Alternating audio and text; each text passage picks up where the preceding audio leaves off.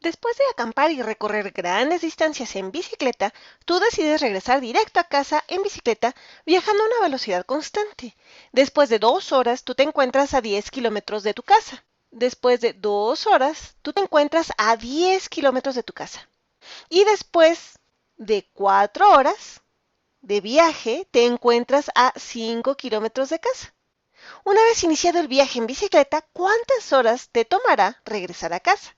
De hecho, esta es una T. Te tomará regresar a casa. Vamos a poner en una tabla estos datos. Mi tabla va a ser de tiempo y distancia. Tiempo 2 horas, distancia 10 kilómetros.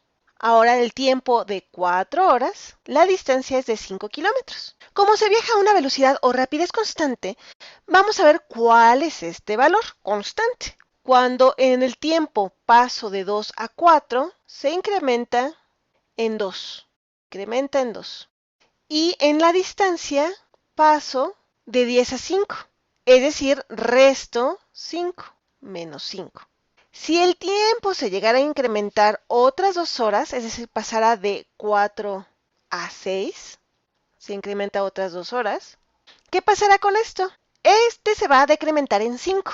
Este va a pasar acá, se decrementa en 5. 5 menos 5 va a ser 0, quedando a 0 kilómetros de casa. Es decir, que aquí ya llegamos. Aquí hemos resuelto lo que nos preguntan. Nos va a llevar 6 horas regresar a casa.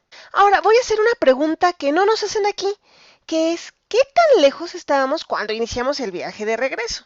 Encontramos algunos datos previos. Vamos a copiar esto y peguémoslo más abajo para hacer espacio. Con estas maravillosas herramientas, tomo esto.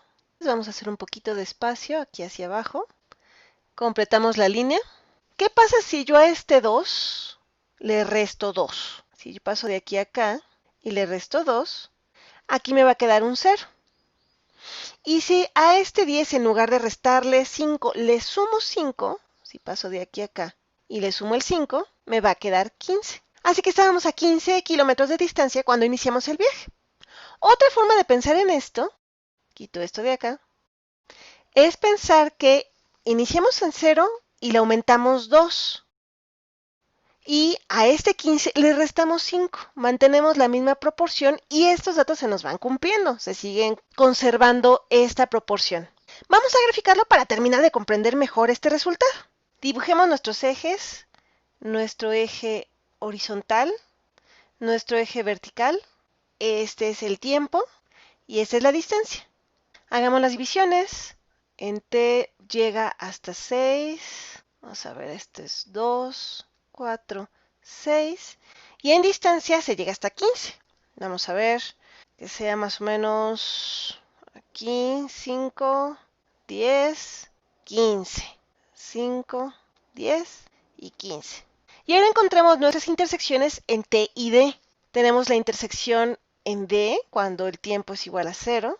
Es 0,15.